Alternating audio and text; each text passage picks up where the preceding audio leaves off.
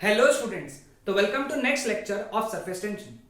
पिछले लेक्चर तक हम लोगों ने concept of angle of contact देखा और शेप ऑफ लिक्विड ड्रॉप के बारे में पढ़ा। अब आज हम लोगों को एक्सेस प्रेशर के बारे में पढ़ना है। As the name suggest, excess pressure, excess यानी ज्यादा का प्रेशर। ओके, ये बेसिक कंसेप्ट हम लोगों ने स्टार्टिंग में पढ़ा था मैकेनिकल प्रॉपर्टीज ऑफ फ्लूइड्स में कि बाहर पे जो प्रेशर लगता है वो पी नॉट है और पानी में अगर तुम नीचे नीचे गए, h डेप्थ नीचे गए, कितना h डेप्थ नीचे गए, तो प्रेशर जो रहेगा वो बढ़ जाएगा P नॉट प्लस H रो जी, यानी प्रेशर बढ़ गया। तो इस पॉइंट पे जो प्रेशर है that is P not plus H रो जी। अब अगर इस पॉइंट पे मैंने अगर एक्सेस प्रेशर पूछा, एक्सेस प्रेशर जिसको हम लोगों ने गेज प्रेशर कहा था, वो क्या था? H रो जी। क्या था? H रो जी। एक्सेस प्रेशर, एक्सेस यानी ज्यादा का प्रेशर, ठीक है। यानी एक चीज हमको पता था, ये ऑलरेडी हमको पता था कि बाहर एटमॉस्फेरिक प्रेशर लगता है और जैसे जैसे पानी के नीचे जाएंगे तो प्रेशर लगते जाएगा P नॉट प्लस H रो जी। अब देखो पहला केस, देखो केस नंबर 1, वो है प्लेन सरफेस के लिए, है ना। अब सपोज हम लोग लिक्विड का एक प्लेन सरफेस कंसीडर करते हैं, ओके, और ये प्लेन सरफेस के ऊपर एक पॉइंट ए और जस्ट नीचे, ध्यान में देना मैंने शब्द क्या बोला, बी इज जस्ट नीचे, बहुत नीचे है, जस्ट नीचे है, ठीक है। तो ए पे atmospheric pressure due force due to atmospheric pressure Fa लगेगा, बी पे भी force due to atmospheric pressure लगेगा Fa, क्योंकि बी बहुत नीचे नहीं है ना। यानी ए पे नेट फोर्स, ये कितना हो गया? Fa।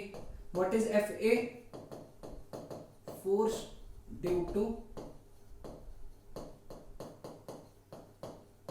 एटमॉस्फेरिक प्रेशर, है ना। बी पे net force that is also Fa। तो हम लोग यहां से कंक्लूड करेंगे Pa is equal to Pb, यानी pressure at A is equal to pressure at P। समझ में आया सबको? हाँ, pressure at A is equal to pressure at B। चलो सेकेंड केस की बात करते हैं, केस नंबर 2। केस नंबर 2 है कॉन्वेक्स सरफेस, है ना। सब ड्रॉ करते चलो और ये लिखते चलो, ऐसे ही नोट्स बनाओ, है ना, तुमको समझ में आएगा इनमें, है ना। कॉन्वेक्स सरफेस ये ऐसा, है ना। यहां पे भी हम लोग दो पॉइंट्स कंसीडर करने वाले, एक ए और एक बी, ठीक। अब दोनों पे ए और बी जस्ट ऊपर और जस्ट नीचे है, तो दोनों पे है ना एक एटमॉस्फेरिक फोर्स लगेगा, sorry force due to atmospheric pressure Fa लगेगा इस पे भी और इस पे भी Fa लगेगा, ठीक है। अब यहां पे पिक्चर में एक नया फोर्स आएगा that is force due to surface tension, है ना। ये रहेगा Ft का value, force due to surface tension, ये रहेगा Ft का वैल्यू और डायरेक्शन, है ना। Ft क्या है बेटा? Ft force due to surface tension. एक बात ध्यान में रखना, force due to surface tension हमेशा सरफेस को टेंजेंशियल होता है, ये हम लोगों को पता है। तो इसका जो रिजल्टेंट है वो नीचे आएगा, वो कहां आएगा? नीचे। तो देखो फिर मैं यहां से क्या कंक्लूड लिख सकता हूं कि net force on A that is Fa and net force on B that is Fa। तो लग ही रहा है नीचे, Ft भी लग रहा है, force due to surface tension, है ना। तो यहां से क्या समझे कि B पे फोर्स ज्यादा है तो B पे प्रेशर भी ज्यादा रहेगा, Pb is greater then Pa। या फिर हम लोग ये भी बोल सकते हैं कि pressure on the convex side is always greater. लिख लो statement, pressure on convex side is always greater. ये काम में आएगा, हमको कैपिलैरिटी में काम में आएगा, ठीक है। Clear with this? तो चलो केस 3 पे चलते हैं हम लोग। केस 3 यानी कॉनकेव सरफेस, है ना, कॉनकेव सरफेस। ठीक है, चलो कॉनकेव सरफेस ड्रॉ कर लेते हैं हम लोग, है ना। कॉनकेव सरफेस ऐसा ड्रॉ किया, ये पॉइंट, सॉरी पॉइंट का कलर हमारा फिक्स होता है ना ऑरेंज से, है ना। ये पॉइंट ए है, ये पॉइंट बी है, ठीक है, बी जस्ट नीचे है, ठीक है। अब दोनों पे एटमॉस्फेरिक प्रेशर नीचे लग रहा है, force due to atmospheric pressure नीचे लग रहा है, ठीक है। अब देखो यहाँ पे देखो, force due to surface tension जो है ये ऐसा लगेगा, तो बी पे, है ना, बी पे force due to surface tension किधर रहेगा, ऊपर, ऊपर बी पे, क्योंकि force due to surface tension A पे नहीं लगेगा, वो हमेशा लिक्विड के मॉलिक्यूल पे ही लगेगा, और लिक्विड का मॉलिक्यूल यहाँ पे बी है हमारा, है ना। तो बी पे force due to surface tension F T ऊपर लगेगा, यहाँ पे बी पे force due to surface tension नीचे लगा था। तो हम लोग यहाँ पे क्या लिखेंगे, net force on A that is F A, net force on B that is F A minus F T. ये कहीं पे लिखा नहीं है, कोई बुक में ऐसे दिया नहीं है, लेकिन तुम लिखो, यानी समझ में आएगा तुमको। तो देयरफॉर हम लोग क्या लिखेंगे यहाँ पे, pressure at A it is greater than pressure at B, ठीक है। यानी pressure on the concave side is always greater, pressure on the concave side is always greater, pressure on the convex side is always greater, ठीक है। समझ में आया सबको, clear है। तो ये पॉइंट्स लिख लो सभी लोग नोट डाउन करेंगे, ठीक है। चलो next, Laplace law of spherical membrane, one of the most important derivations from the point of view of boards as well as JEE and NEET, है ना। JEE, NEET, CET और बोर्ड्स के point of view सबसे ज्यादा important concepts, क्योंकि इसी पे सबसे ज्यादा क्वेश्चंस आते हैं। Laplace law of spherical membrane या फिर एक्सप्रेशन फॉर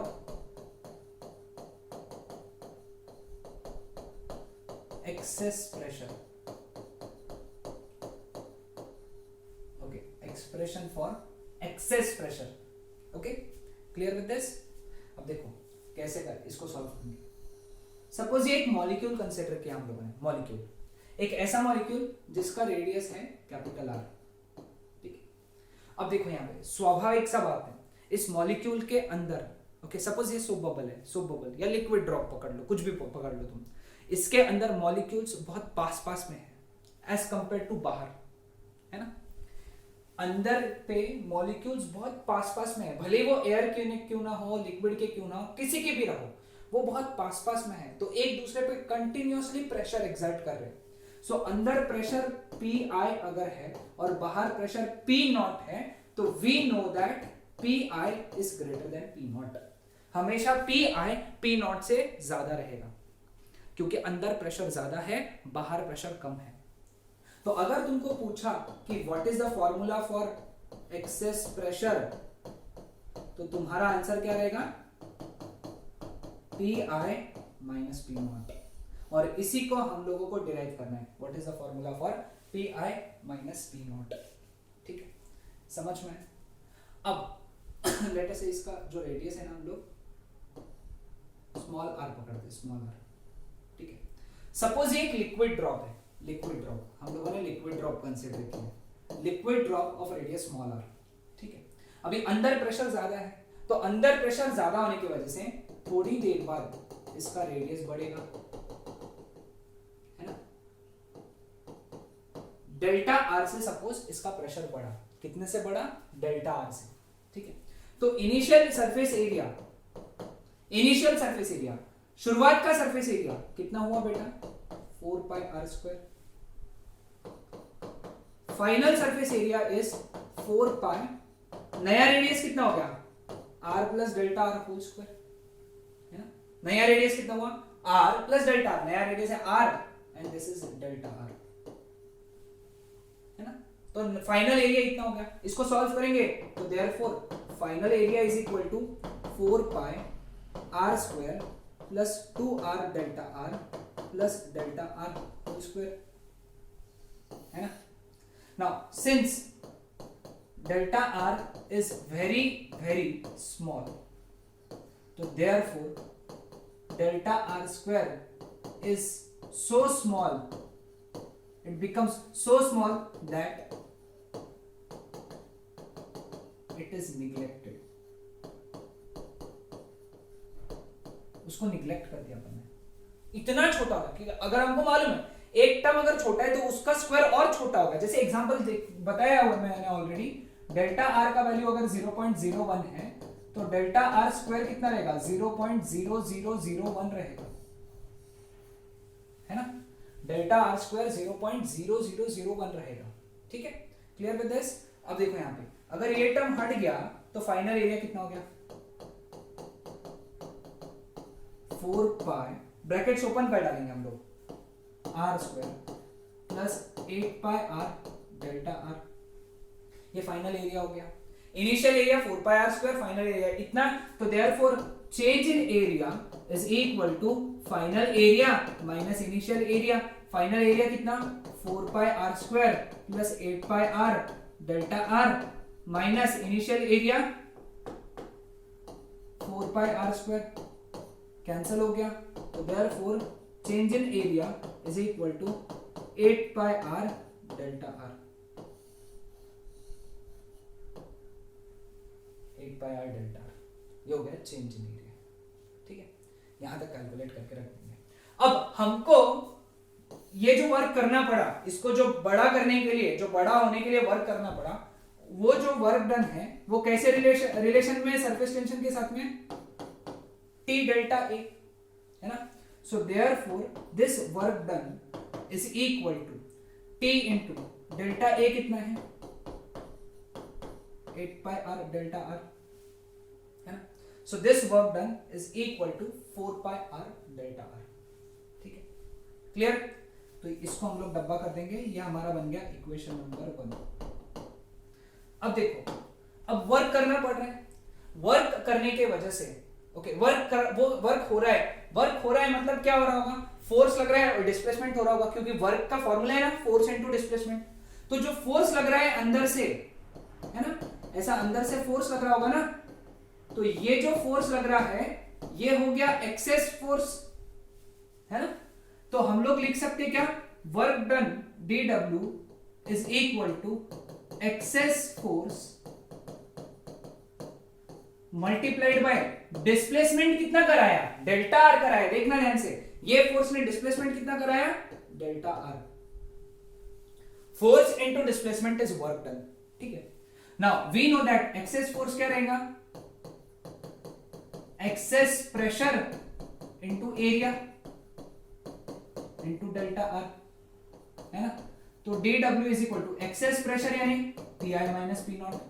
अब ये एक्सेस प्रेशर कितने एरिया पे लगा था, ध्यान देना यहाँ पे, ये एक्सेस प्रेशर लगा था इतने एरिया पे,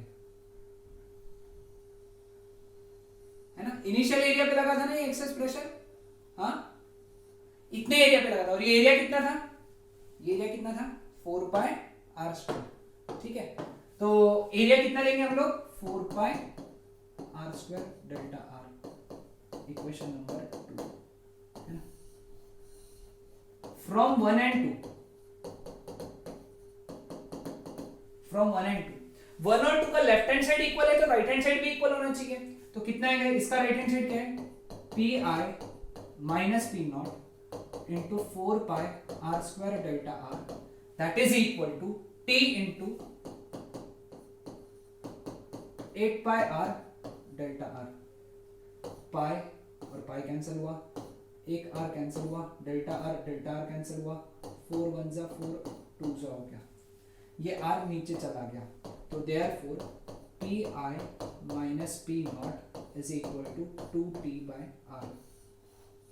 this is the formula for excess pressure, ये है formula for excess pressure, and this is the formula for excess pressure for liquid drop, ठीक है, क्लियर। अब इसी को हम लोग Laplace law of spherical membrane बोलते हैं। तो अगर बोर्ड्स में भी क्वेश्चन आता है कि derive an expression for Laplace law of spherical membrane, तो ये ही डिराइव करके लाना है। अब एक बात ध्यान में रखना, ये था लिक्विड ड्रॉप के लिए,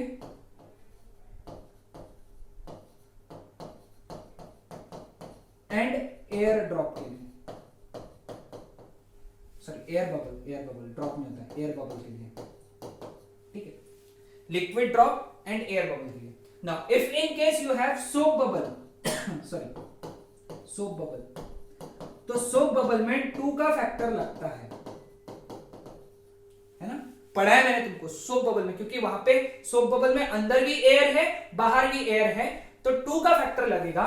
तो उस केस में remember you have to write direct formula, P I minus P naught is 4t/r.